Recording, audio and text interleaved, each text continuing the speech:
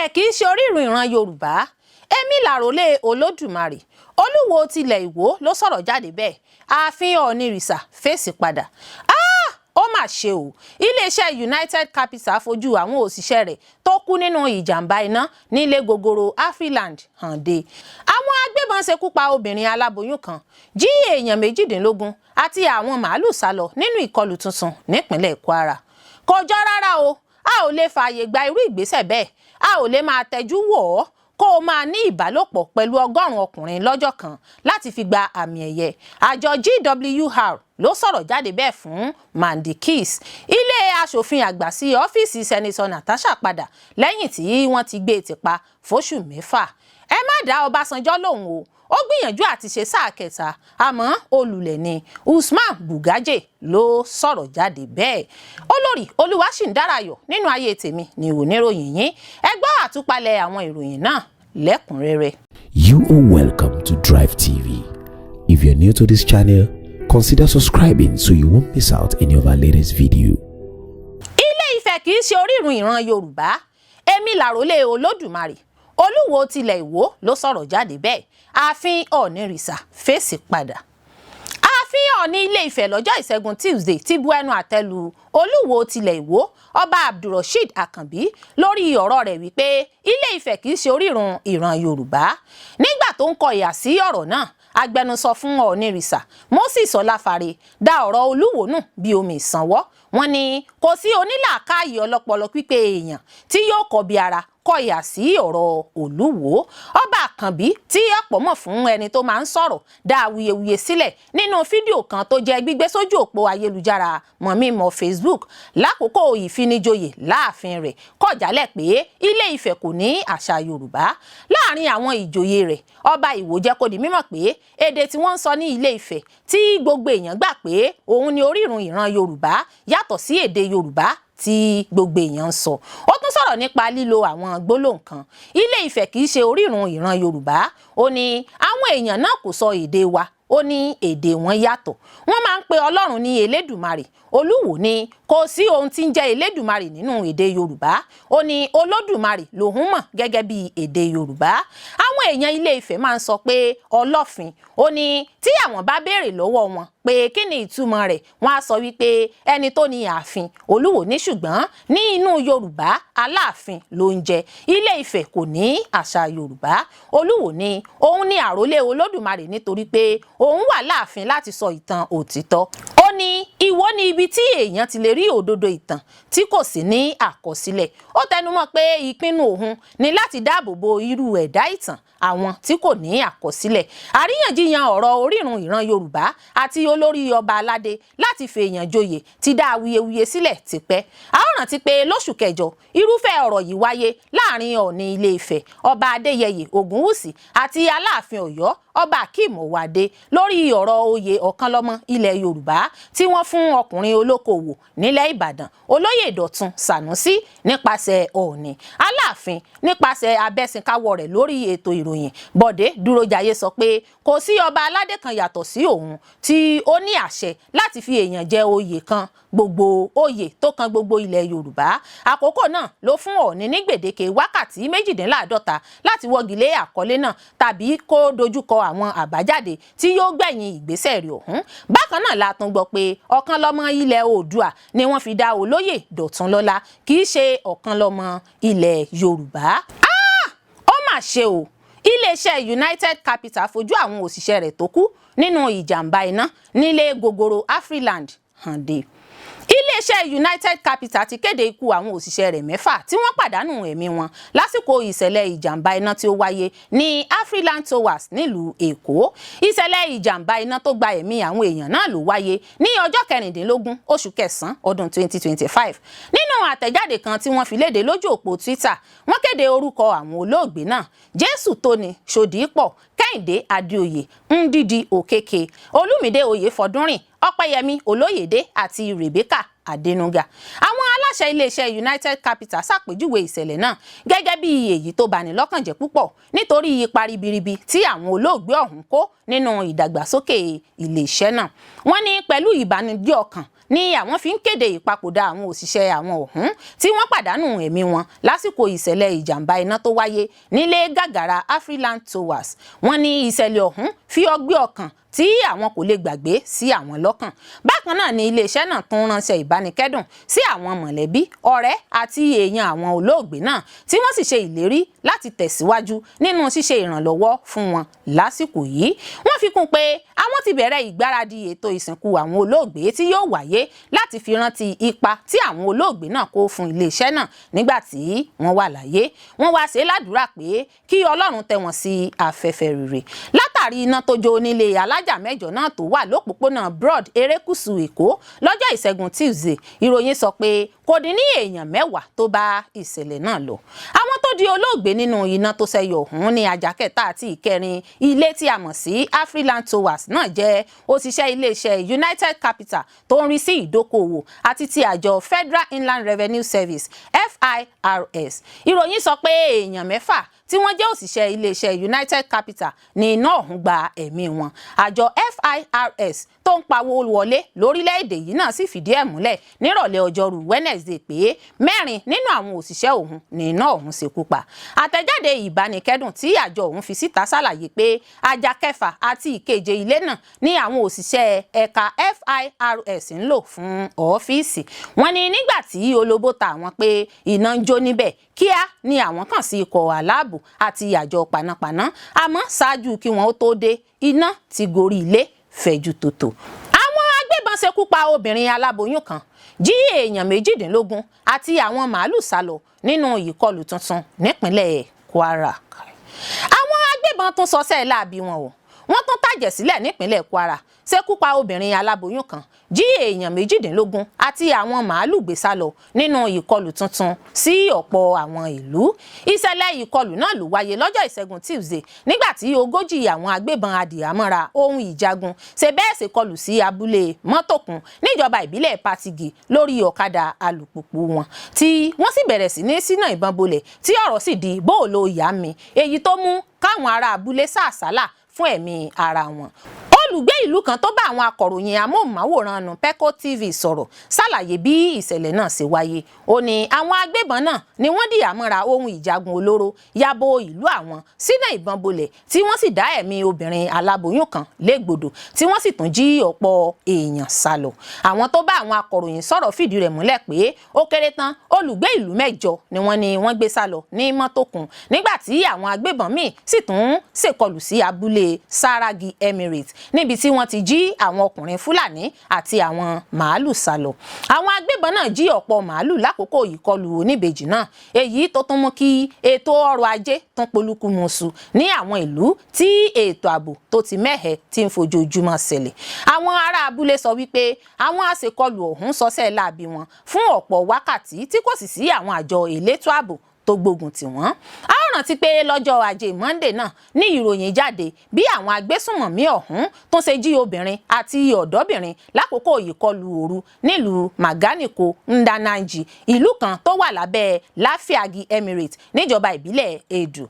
Ìṣẹ̀lẹ̀ ìjínigbé tuntun náà wáyé lẹ́yìn tí Emir tìlú Láfíàgì nípínlẹ̀ Kwara Alhaji Mohammed Kudu Kawu tí wọ́n fẹ̀sùn kàn pé ó ń lo àwọn jàǹdùkú ọmọ ìsọta olóṣèlú àti àwọn ikọ̀ ẹ̀ṣọ́ aláàbò ààfin láti gbégi dínà àwọn ọ̀dọ́ láti má ṣe gùn lé ìwọ́de ìfẹ̀hónúhàn tako ìṣẹ̀lẹ̀ ìkọlù tó ń wáyé lójoojúmọ́ ní ìlú náà. Kò jọ rárá o, a ò lè fààyè gba irúfẹ́ ìgbésẹ̀ bẹ́ẹ̀, a ò lè máa tẹjú wò ó kó o máa ní ìbálòpọ̀ pẹ̀lú 100 ọkùnrin lọ́jọ́ kan láti fi gba àmì ẹ̀yẹ. Àjọ GWR ló sọ̀rọ̀ jáde bẹ́ẹ̀ fún Mandy Kiss. Àjọ Guinness World Record GWR ti fagilé ìgbésẹ̀ gbajúmọ̀ àmúlùdùn orí ayélujára Ayọ̀mípọ̀sí Olúwadáǹsì tí ọ̀pọ̀ mọ̀ sí Mandy Kiss láti ní ìbálòpọ̀ pẹ̀lú 100 ọkùnrin lọ́jọ́ kan. Ìkéde ọ̀hún ló ti gba orí ayélujára kan tó sì ti dá awuyewuye sílẹ̀ pẹ̀lú èròǹgbà ìpinnu rẹ̀ láti bá 100 àwọn ọkùnrin lájọṣepọ̀ lọ́jọ́ kan ṣoṣo ṣe bá àwọn èèyàn lójijì. Ìpinnu náà ló jẹ́ kàyéfì fún ọ̀pọ̀ àwọn èèyàn lórí ayélujára tí ọ̀pọ̀ sì ń bu ẹnu àtẹ́lu ìgbésẹ̀ ìpinnu ọ̀hún. Ẹni tó kọ ìyà sí èròǹgbà ìgbésẹ̀ náà, àjọ Guinness World Record sọ wípé ìgbésẹ̀ yìí kì í ṣe ohun tí àwọn lè tẹ́jú wò mójútó. A ó rántí pé láìpẹ́ yìí ni Mandy Kiss gbé èròǹgbà ìpinnu rẹ̀ ọ̀hún jáde síta nípa bó ṣe fẹ́ ṣe ohun téèyàn kan ò ṣe rí lọ́jọ́ kan lójú òpó ayélujára Instagram lọ́jọ́ Ajé Monday, níbi tó ti pín flyer nípa èròǹgbà rẹ̀ tó ní àmì logo Guinness World Record. Gẹ́gẹ́ bí àtẹ̀jáde àti ìkéde tó gbé sójú òpó ayélujára náà, ètò ìgbésẹ̀ náà tó fẹ́ ra wọlé ọ̀hún ni yóò gbìnàyà lọ́gbọ̀njọ́ oṣù kẹwàá ọdún yìí. Àfojúsùn Mandy Kiss ni láti bá 100 àwọn ọkùnrin lájọṣepọ̀ láàrin ọjọ́ kan. Ètò náà ni wọ́n ní yóò wáyé ní Ìkòròdú nípínlẹ̀ Èkó, àmọ́ ṣá wọn kò sọ gbọ̀ngàn tí wọ́n fẹ́ lò náà ní pàtó di mímọ̀. Mandy Kiss ló kọ sójú òpó ayélujára rẹ̀ báyìí pé 100 ọkùnrin fún wákàtí 24 mo lè ra wọlé, màá sì ra wọlé. Ilé aṣòfin àgbà sí ọ́fíìsì Sẹ́nitọ̀ Natasha padà lẹ́yìn tí wọ́n ti gbé e tìpa fún oṣù 6. Ilé aṣòfin àgbà nílùú Àbújá ti ṣí ọ́fíìsì Sẹ́nitọ̀ Natasha Àpótí Uduaghan tó ń sojú àárín gbùngbùn ìpínlẹ̀ Kogi padà lẹ́yìn tí wọ́n ní kí sẹ́nitọ̀ náà lọ rọ́kún nílé fún oṣù 6 gbáko. Ẹ̀sùn wípé ó tàpá sí òfin ilé ni wọ́n fi kan Natasha tí wọ́n fi dá dúró nígbà náà. Igbákejì adarí ètò ààbò nílé aṣòfin Ọ̀gbẹ́ni Alábí Adédèjì lọ sí ọ́fíìsì náà padà lánàá ọjọ́ Ìṣẹ́gun Tuesday ọjọ́ 23 oṣù kẹsàn-án yìí. Èyí tí yóò fún Natasha láǹfààní láti padà sílé lẹ́yìn tó ti wà ní ìdádúró fún oṣù 6 gbáko. Nígbà tí ó fẹ́ sí ọ́fíìsì náà, Ọ̀gbẹ́ni Adédèjì sọ pé òun Alábí Adédèjì, igbákejì adarí ètò ààbò ilé aṣòfin àgbà sí ọ́fíìsì Sẹ́nitọ̀ Natasha Àpótí padà. Nínú oṣù kejì ọdún 2025 ní èdè àìyedè bẹ́ sílẹ̀ ní ilé aṣòfin àgbà nílẹ̀ Nàìjíríà láàrin ààrẹ ilé náà Sẹ́nitọ̀ Godswill Akpabio àti Sẹ́nitọ̀ Natasha Àpótí Uduaghan. Akpabio pàṣẹ lásìkò tí ìjíròrò ń lọ pé kí àwọn òṣìṣẹ́ aláàbò gbé Natasha jáde lẹ́yìn tí obìnrin náà kọ̀ láti jókòó ní ààyè tuntun tí wọ́n fún un, tó sì sọ àwọn ọ̀rọ̀ ìbínú. Ó fi ẹ̀sùn kan Akpabio pé ó mọ̀ọ́mọ̀ fẹ́ pa òun lẹ́nu mọ́ ni, tó sì fẹ́ gba àǹfààní tí òun ní láti dá sí ìjíròrò ilé lọ́wọ́ òun. Lẹ́yìn gbogbo awuyewuye tó wáyé lọ́jọ́ náà, ilé aṣòfin fi ẹ̀sùn kan Natasha pé ó tàpá sí àwọn ìlànà ilé náà pẹ̀lú bó ṣe kọ̀ láti jókòó sí ààyè tí wọ́n fún un. Ọ̀rọ̀ náà dé iwájú ìgbìmọ̀ tó ń bá àwọn aṣòfin wí, ṣùgbọ́n Natasha kùnà láti farahàn níwájú ìgbìmọ̀ náà. Lẹ́yìn rẹ̀ ni wọ́n kéde pé wọ́n ti dá dúró fún oṣù 6. Ọ̀rọ̀ ọ̀hún ló padà di ti ilé ẹjọ́ pẹ̀lú bí igun méjèèjì ṣe pé ẹjọ́ ọ̀tọ̀ọ̀tọ̀ lórí rẹ̀. Nínú oṣù keje tó kọjá ní ilé ẹjọ́ gíga kan ní ìlú Àbújá pàṣẹ pé kí wọ́n dá Sẹ́nitọ̀ Natasha Àpótí Uduaghan padà sẹ́nu iṣẹ́ rẹ̀ lẹ́yìn tí ilé aṣòfin náà ní kó lọ rọ́kún nílé fún oṣù 6 gbáko. Nígbà tó ń gbé ìdájọ́ náà kalẹ̀, onídàájọ́ Binta Nyako sọ pé oṣù 6 tí wọ́n ní kó lọ rọ́kún nílé ti pọ̀ jù. Nyako ní gẹ́gẹ́ bí abala 14 òfin sọ nípa àǹfààní àwọn aṣòfin sọ pé ìjìyà tí wọ́n fún aṣòfin náà kò tọ́. Ìdájọ́ ọ̀hún fi kún pé kò tọ́ kí ẹkùn ìdìbò tí Natasha ń sojú wà ní àìsí aṣojú kankan nílé ìgbìmọ̀ aṣòfin Nàìjíríà fún oṣù 6. Ẹ̀wẹ̀, ilé ẹjọ́ ọ̀hún sọ pé Natasha jẹ̀bi títàpá sí òfin ilé ẹjọ́ nítorí bó ṣe fi ààrẹ ilé ìgbìmọ̀ aṣòfin Godswill Akpabio ṣeré lásìkò tó bẹ́ẹ̀ lójú òpó Facebook rẹ̀ nígbà tí ìgbẹ́jọ́ ọ̀hún lọ lọ́wọ́. Fún ìdí èyí, adájọ́ náà ní ó gbọ́dọ̀ san owó ìtanràn tí iye rẹ̀ jẹ́ mílíọ̀nù 5 náírà fún ilé ẹjọ́. Adájọ́ fi kún pé Natasha gbọ́dọ̀ kọ ìwé ẹ̀bẹ̀ lójú òpó Facebook rẹ̀ àti nínú ìwé ìròyìn 2 ọ̀tọ̀ọ̀tọ̀ tó gbajúmọ̀ ní Nàìjíríà. Ó ní ó gbọ́dọ̀ ṣe gbogbo àwọn nǹkan wọ̀nyí láàrin ọjọ́ 7 péré lẹ́yìn ìdájọ́ náà. Ilé aṣòfin àgbà wa dènà mọ́ Natasha láti padà sílé ní nǹkan bíi ọ̀sẹ̀ 2 sẹ́yìn ni Natasha kọ ìwé sílé aṣòfin wípé òun ṣetán láti padà sẹ́nu iṣẹ́ òun lẹ́yìn tí oṣù 6 tí wọ́n ní kí ó lọ rọ́kún nílé ti pé. Àmọ́ àwọn aṣòfin yarí pé àwọn kò ní gbà láàyè láti padà sílé àyàfi tí ẹjọ́ tó wà nílé ẹjọ́ bá parí. Ilé aṣòfin sọ pé àwọn yóò ṣe àgbéyẹ̀wò ìdádúró Natasha tó bẹ̀rẹ̀ lọ́jọ́ 6 oṣù kẹta ọdún yìí lẹ́yìn tí ilé ẹjọ́ kòtẹ́milọ́rùn bá gbé ìdájọ́ rẹ̀ kalẹ̀ lórí ọ̀rọ̀ náà. Gbogbo ìgbà ni Natasha máa ń sọ pé nítorí ẹ̀sùn ìyọnilẹ́nu fún ìbálòpọ̀ tí òun fi kan ààrẹ ilé Sẹ́nitọ̀ Godswill Akpabio, èyí tí ilé yí dànù ni wọ́n fi ń fòòró ẹ̀mí òun. Ẹ̀wẹ̀, ilé aṣòfin àgbà ti sún ìjókòó ilé sí ọjọ́ 7 oṣù kẹwàá tó ń bọ̀ yìí, èyí tó túmọ̀ sí pé ilé kò ní jókòó fún ọ̀sẹ̀ 2.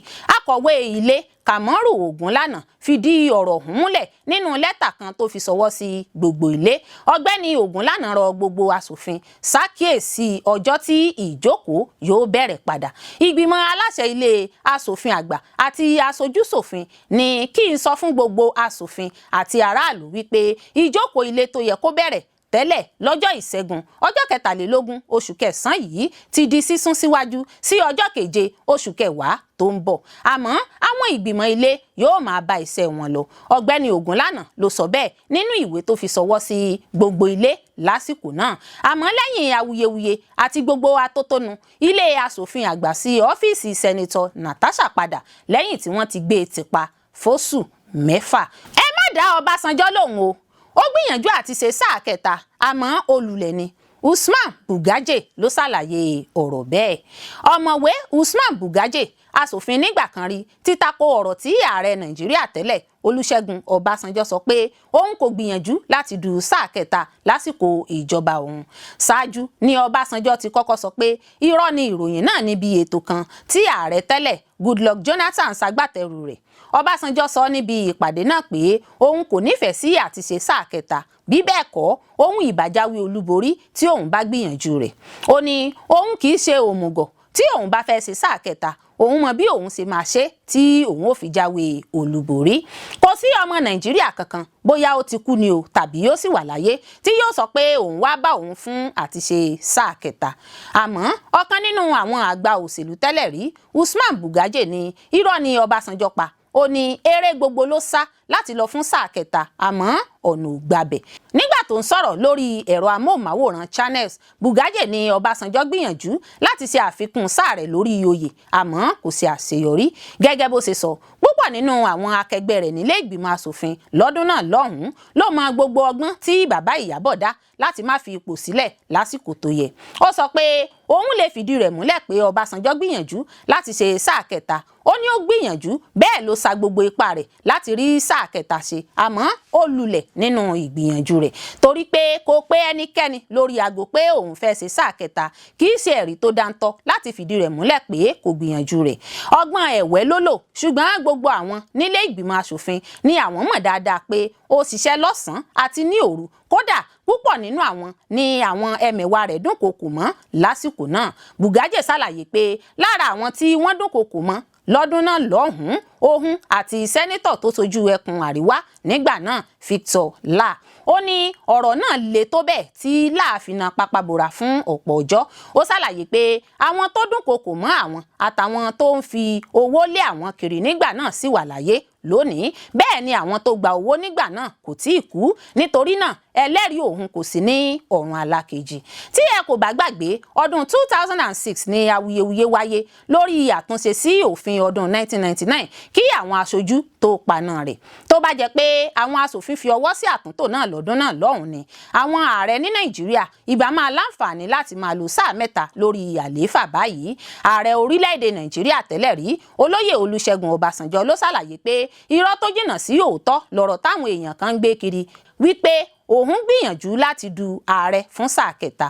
Ọbásanjọ́ fìdí ọ̀rọ̀ náà múlẹ̀ níbi ìjíròrò lórí ètò ìjọba àwarawa tí ààrẹ Nàìjíríà tẹ́lẹ̀ rí ní Goodluck Jonathan ṣagbátẹrù rẹ̀ nílùú Accra tí í ṣe olú ìlú orílẹ̀-èdè Ghana. Ọbásanjọ́ ní kò sí ẹni tó ní ẹ̀rí tó lè fìdí rẹ̀ múlẹ̀ pé lóòótọ́ lòun gbìyànjú láti dupò ààrẹ Nàìjíríà fún sáà kẹta lẹ́yìn tóun lò sáà méjì tán.